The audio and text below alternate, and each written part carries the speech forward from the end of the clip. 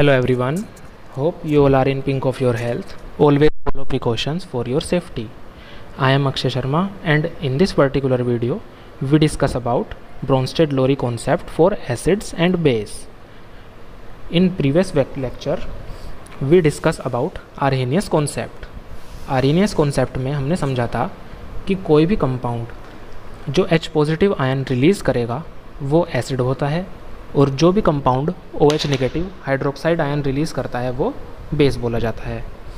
उसके कुछ लिमिटेशंस भी थे कि कुछ कंपाउंड्स होते हैं ऐसे जो H पॉजिटिव या OH नेगेटिव रिलीज़ नहीं करते पर फिर भी एसिडिक या बेसिक प्रॉपर्टी शो करते हैं। तो उन चीज़ों को दूर करने के लिए, लिमिटेशंस को ख़त्म करने के लिए ब्रोंस्टेड-लोरी कॉन्सेप्ट लाया गया। जैसे कि NH3 अमोनिया होता है, ये जो क्या करता है एक्वस सॉल्यूशन में H पॉजिटिव रिलीज़ नहीं करता बल्कि H पॉजिटिव एक्सेप्ट कर लेता है। इसके पास OH नेगेटिव हाइड्रोक्साइड ग्रुप भी नहीं है, तो आरएनएस के हिसाब से ये बेस नहीं होना चाहिए, पर NH3 एक्चुअल में बेसिक कंपाउंड होता है। तो ये जो NH3 बेसिक कंपाउंड है इसके बारे में जो डाउट हैं वो ब्रोंस्टेड-लोरी कॉन्सेप्ट के हिसाब से क्लियर हुए। तो अब ये ब्रोंस्टेड-लोरी कॉन्सेप्ट क्या है? इसके अकॉर्डिंग जो एसिड्स हैं हम उन सब्सटेंस को बोलते हैं जो प्रोटॉन रिलीज़ करते हैं सॉल्यूशन के अंदर। मींस जो कंपाउंड एक्वस सॉल्यूशन में अपना H पॉजिटिव प्रोटॉन रिलीज़ कर देगा, खुद से हटा देगा, उसको हम एसिड बोलेंगे। जैसे एग्जांपल लें, अगर HCl है हाइड्रोक्लोरिक एसिड, अगर एक्वस सॉल्यूशन बनाए तो वो वाटर के अंदर H पॉजिटिव रिलीज़ कर देगा। और नाइट्रिक एसिड है HNO3, तो वो H पॉजिटिव रिलीज़ करेगा और नाइट्रेट आयन अलग बनेगा। तो ये इस तरह से एसिड हो गए। और जो बेस की डेफिनेशन है इस कॉन्सेप्ट के हिसाब से वो थोड़ी डिफरेंट है आरएनएस से। वो कैसे कि जो बेस है हम उस मॉलिक्यूल को या आयन को बोलेंगे जो प्रोटॉन एक्सेप्ट कर लेता है। अब यहाँ पर क्या फ़र्क है? आरएनएस कॉन्सेप्ट में बेस वो कंपाउंड होता है जो हाइड्रोक्साइड आयन रिलीज़ करता है, पर इस कॉन्सेप्ट में, ब्रोंस्टेड-लोरी कॉन्सेप्ट में, बेस वो कंपाउंड है जो प्रोटॉन एक्सेप्ट करता है। फॉर एग्जांपल अगर हम लें एसीटेट आयन है CH3COO नेगेटिव, इसको अगर वाटर के अंदर मिलाएं एसिडिक सॉल्यूशन के अंदर तो वो क्या करेगा? H पॉजिटिव गेन कर लेगा H3O पॉजिटिव कंपाउंड से, तो ये बना लेगा एसिटिक एसिड। और फिर जो OH नेगेटिव है H3O पॉजिटिव है, यहाँ OH नेगेटिव क्या है? एक बेसिक कंपाउंड है, तो ये क्या करेगा? H3O पॉजिटिव का प्रोटॉन एक्सेप्ट कर लेगा। तो इस तरह से हमें दो मॉलिक्यूल्स मिल जाएंगे वाटर के। और अब NH3 की बात।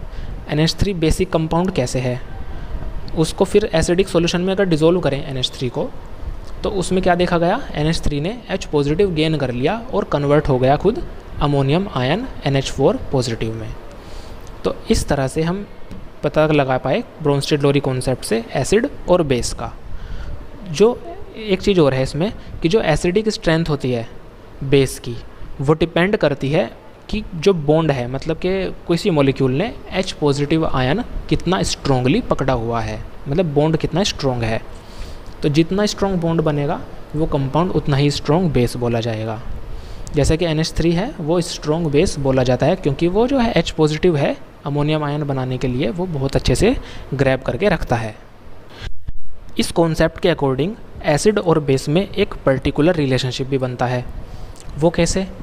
जब हम किसी एसिड और एक बेस की रिएक्शन करवा देते हैं आपस में, तो उनके कोरेस्पोंडिंग कॉन्जुगेट बेस और कॉन्जुगेट एसिड बन जाते हैं।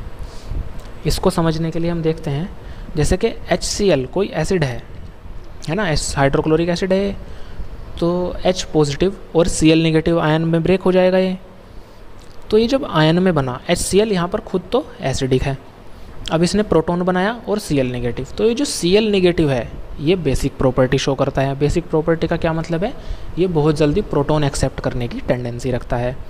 तो इस कॉन्सेप्ट के हिसाब से, ब्रोंस्टेड के कॉन्सेप्ट के हिसाब से, जो H पॉजिटिव प्रोटॉन एक्सेप्ट कर सकता है बहुत जल्दी वो बेस हो जाता है। तो इसलिए यहाँ Cl नेगेटिव कॉन्जुगेट बेस बोला जाएगा फॉर HCl, मतलब HCl से बना हुआ कॉन्जुगेट बेस। तो इस तरह से एसिड और बेस का एक रिलेशनशिप बन जाता है इस कॉन्सेप्ट के हिसाब से। अब अगर हम और एग्जांपल कंसिडर करें कॉन्जुगेट एसिड कॉन्जुगेट बेस का सिस्टम समझने के लिए, तो अगर HCl की रिएक्शन हम H2O से करवाएं, मतलब HCl को एक तरह से हम पानी में डिज़ोल्व करें, तो HCl तो एसिड है और वाटर क्या करेगा, H2O यहाँ बेस की तरह बिहेव करेगा।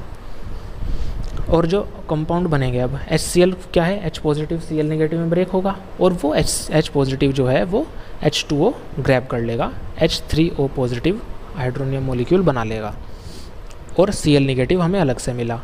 तो जो HCl एसिड था, H2O बेस था, अब प्रोडक्ट साइड में हमें क्या मिला, H3O पॉजिटिव, हमें क्या मिल गया, एक बेस कंजुगेट एसिड, और HCl नेगेटिव हमें मिल गया कंजुगेट बेस।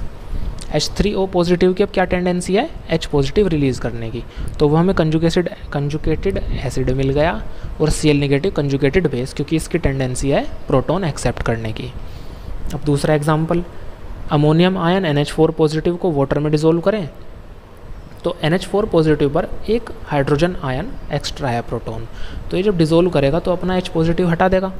तो जो कंपाउंड H पॉजिटिव रिमूव करता है ब्रोंस्टेड कॉन्सेप्ट के हिसाब से वो बेसिक एसिडिक हुआ, NH4 पॉजिटिव यहाँ एसिडिक है, और वो H पॉजिटिव कहाँ जाएगा, H2O मॉलिक्यूल के पास, तो वो बना लेगा H3O पॉजिटिव प्रोडक्ट साइड में।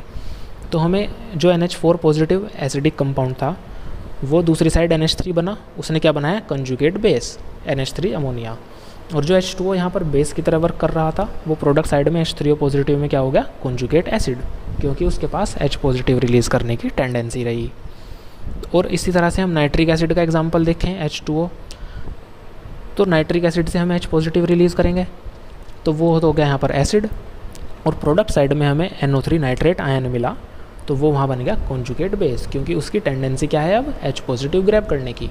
और जो H2O का मॉलिक्यूल है वो बेस की तरह वर्क कर रहा था, अदर साइड में जाकर के H3O पॉजिटिव हो गया। H3O पॉजिटिव में क्या हुआ, वो बन गया कंजुगेट एसिड। अगर वीक एसिड का एग्जांपल कंसिडर करें, एसिटिक एसिड, ये वीक एसिड होता है, इसको अगर हम H2O में डिसोल्व करेंगे तो H2O वर्क करेगा एज बेस, जो हमें प्रोडक्ट साइड मिलेंगे वो होगा H3O positive hydronium ion and HCH3COO negative acetate ion. जो एसिटिक एसिड है वो तो हो गया वीक एसिड, और हमें दूसरी तरफ H3O पॉजिटिव मिला, वो होता है स्ट्रॉन्ग एसिड, क्योंकि H3O पॉजिटिव बहुत जल्दी रिडीली रिड्यूस कर अपने आप को रिलीज़ कर देता है H पॉजिटिव की फॉर्म में। और जो दूसरी साइड हमें क्या मिला, CH3COO नेगेटिव एसिटेट आयन, ये बेसिक नेचर का है, पर एसिटेट आयन एक वीक बेस होता है, और जो रिएक्टेंट साइड में H2O है वो बेस है, पर वो स्ट्रॉन्ग बेस है। तो इस चीज़ से मैं ये समझाना चाह रहा हूँ आपको कि जो भी हमारे पास स्ट्रॉन्ग एसिड होते हैं, स्ट्रॉन्ग बेस होते हैं, तो जो उनके कंजुगेट बेस और एसिड बनते हैं वो वीक बनते हैं, और अगर हम वीक एसिड ले रहे हैं तो उसका जो कंजुगेट बेस बनेगा वो स्ट्रॉन्ग बनेगा।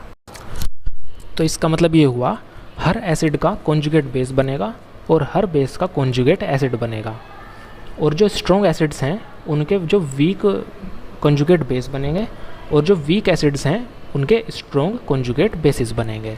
तो ये कॉन्सेप्ट था ब्रोंस्टेड लोरी। पिछली रिएक्शंस में हमने देखा कि जो H2O का मॉलिक्यूल है वो बेसिक कंपाउंड है, पर जो H2O है वो सिर्फ बेसिक नहीं बल्कि एसिडिक और न्यूट्रल मीडियम, ये इस तरीके से एम्फोट्रिक नेचर शो करता है। एम्फोट्रिक नेचर क्या होता है, जो डुअल बिहेवियर शो कर लेते हैं।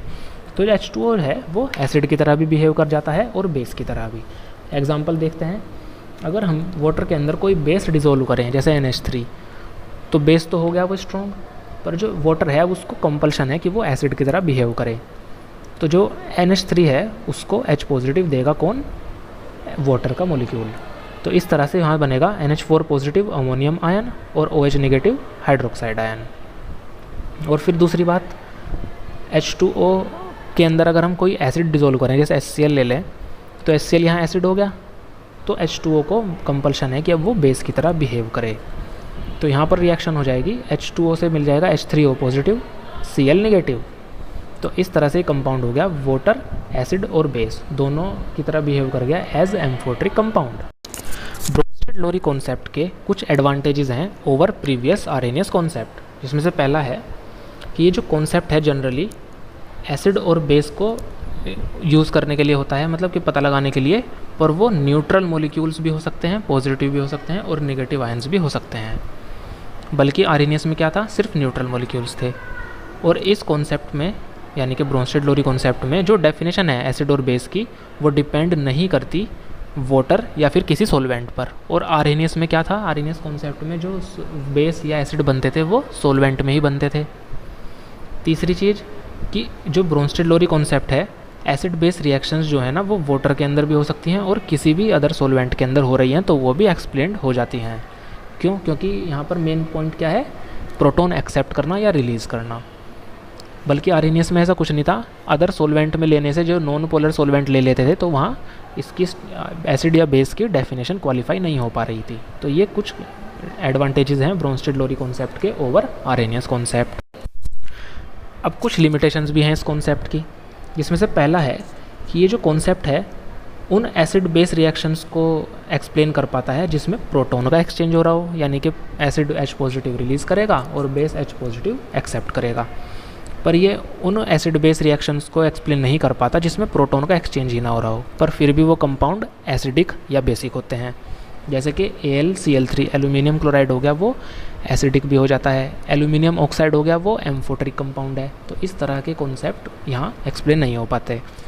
दूसरा कि ये जो कॉन्सेप्ट है ब्रोंस्टेड-लोरी कॉन्सेप्ट, वो उन एसिड बेस रिएक्शंस में आता है जिसमें सॉल्वेंट प्रेजेंट हो, यानी कि हम वाटर के अंदर डिसोल्व कर रहे हैं ना H पॉजिटिव के लिए या OH नेगेटिव के लिए, तो वो एक्सप्लेन नहीं कर पाता ये वाला कॉन्सेप्ट उन एसिड बेस रिएक्शंस के लिए जो किसी सॉल्वेंट की एब्सेंस में हो रही हो।